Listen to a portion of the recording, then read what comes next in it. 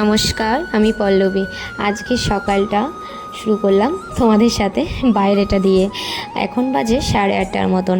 আর আমি প্রতিদিন কিন্তু এরকম 10টার মধ্যে স্নান করেই নিই, তারপরে ঠাকুর পুজো দিয়ে নিই। তবে আজকেরটা একটু তাড়াতাড়ি, আমার মনে হচ্ছে কি এটা আজকে তাড়াতাড়ি।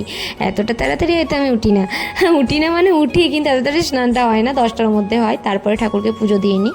আর এখন চলে এসেছি রান্নাঘরে। তবে রান্নাঘরে ভাত রান্না করার আগে আমি অবশ্যই স্নান করে নিই, কারণ এটা আমার শ্বশুরবাড়ির নিয়ম, স্নান করেই রান্নাঘরে যাওয়া। তো শাশুড়িমা দেখে এসেছি এই 1 বছর ধরে, তাই আমিও সেটা কন্টিনিউ করতে, মানে অভ্যাস হয়ে গেছে, যাকে বলে অভ্যাসের দাস আমরা, তো আমার একটা অভ্যাস হয়ে গেছে। এখন দেখো, আজ বাজার থেকে নিয়ে এসছে মাছ।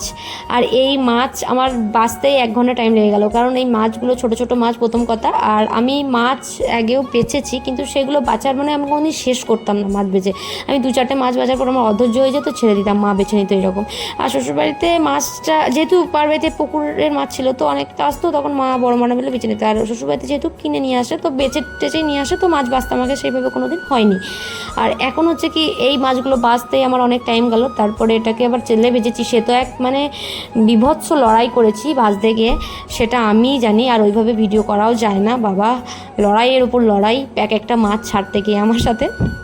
মানে ওই সিনটা যদি তোমরা দেখতে, আমার মনে হয় কেউ না এসে থাকতে না, কেউ না, শুধু আমি একমাত্র কাঁদছিলাম। তো বাবা, ও এক যুদ্ধের পর আমার মাছ ভেজা কমপ্লিট হয়েছে। তার মধ্যে 3টা মাছ আমি একটু পুড়িয়ে ফেলেছি, মানে বুঝতে পারিনি প্রথম কারটায়, তারপরে এগুলো মোটামুটি বুঝতে পেরেছি।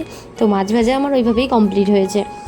আর কি বলছিলাম জানো, হ্যাঁ, আমি না অনেক কিছু কথা, আমার প্রাইভেসি অনেক কথা না বুঝে অনেককে শেয়ার করে ফেলতাম।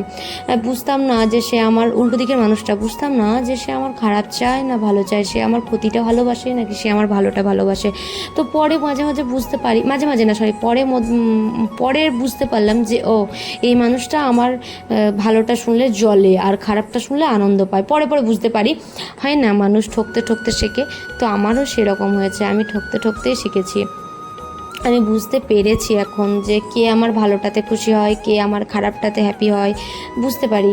সো সেই সব মানুষগুলো থেকে দূরে থাকার চেষ্টা করি। তবে এখন আর একটা জিনিস হয়েছে, বলে না, মানুষ মুখোশ পরে থাকে, তো মুখোশের পিছনে আসল রূপটা তুমি যতক্ষণ না দেখেছো, ততক্ষণ তো তুমি বুঝবে না যে তোমার খারাপ চাই। তো এটাও একটা মুশকিল, যে কে আমার খারাপ চায়, তাকে না চিনতে পারলে আমি তাকে কিভাবে এড়িয়ে চলবো। তো এরকম আমি এড়িয়ে চলতে পারি না কিছু কিছু জন, যাদেরকে আমি বুঝতেই পারি না অ্যাকচুয়ালি এরা কী চায়, আমার ভালো নাকি আমার খারাপ। তো ওই জন্যে বুঝে শুনে কথা বলি। আর এই বুঝে শুনে কথাটা বলাটা শিখছি, জানো তো, মানে মন ফ্রি হয়েই আমি অনেকের সাথে কথা বলেছি, কিন্তু বুঝিনি যে এ আমার তার রূপে, ভালো রূপের পেছনে তার কিছুটা, তার একদম বীভৎস খারাপ রূপ আছে, সে আমার খারাপ চায়। তো সেসব কথা আর কি বলবো। কিছু জনের তো মনে হয় নাম নিয়েই নিই, বাট নিতে পারছি না। হ্যাঁ, সোশ্যাল মিডিয়া তো, কোথায় বলে না, কোথার জল কোথায় গিয়ে ঠেকবে ঠিক নেই। তো চলো বাদ দাও, আমি তো জানি যে আমার কে খারাপ চাই, তো তাদেরকে সাইডে রাখি। এবার হচ্ছে আমার একটু রান্নাবান্না তোমাদের সঙ্গে শেয়ার করি। আজকে রান্না হয়ে গেছিলো হচ্ছে, দেখতেই পাচ্ছ, আলু ভাতের ডাল, আর ওদিক হয়ে গেছিলো বাটা মাছের ঝাল। হ্যাঁ, তোমাদের জন্য শেয়ারই করিনি যে কী মাছ আনা হয়েছে। এই বাটা মাছ কিন্তু খুব মিষ্টি হয়, তবে কাঁটার ভয়ে আমি খাই না, মাছটা খুবই কম খাই কাঁটার জন্যই। তবে খুবই টেস্টি ছিল আজকের মাছটা, মানে মাছেরও একটা টেস্ট থাকা দরকার, যে মাছটা খেলে তোমার ভালো লাগবে। তো এরকম আগের দিনে এনেছো কাতলা মাছের, মানে কাতলা মাছের পিস, যে পিসটা আমার একদম ভালো লাগেনি, আমার মনে হচ্ছিলো কেমন একটা গন্ধ আসছে এরকম। জানি না ও এত ঠিক করে দেখে নিতে পারেনি কিংবা কি, আমি জানি না, মাছ খুব একটা চেনা নেই, তো ওই জন্য বাটা মাছটা কিন্তু আজকে টাটকা ছিল, আমার কিন্তু ভালো লেগেছে, ওই জন্য আমি খেয়েও নিয়েছি। আর রেখেছি এই কালুয়াকে আমি প্রত্যেক দিন খাওয়ার পরে ডাকি, কিন্তু সব দিন ওকে খুঁজে পাইনি, আজকে পেয়েছি। তো ওই জন্য আমি মানে অনেক কষ্টে বলে, একটুখানি ওকে দেখাও আমার ভিডিওতে, ওকে আমি রেখে দেবো আমার ভিডিওতে, কারণ ওইরকমভাবে আমার বাড়িতেও একটা কুকুর আছে, সেও আমার ভিডিওতে আছে। তো তারপরে না, ও হঠাৎ করে কিছু একটা হয়েছিল, তো মারা যায়, যাই হোক, তার জন্য খারাপ লাগে।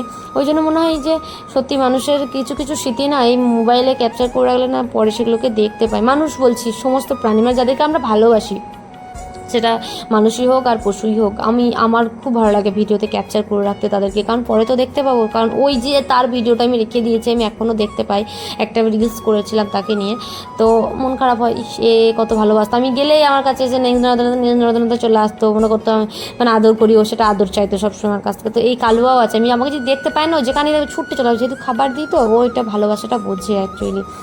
পশুরা বেশি ভালোবাসা বোঝে আমার মন বলে।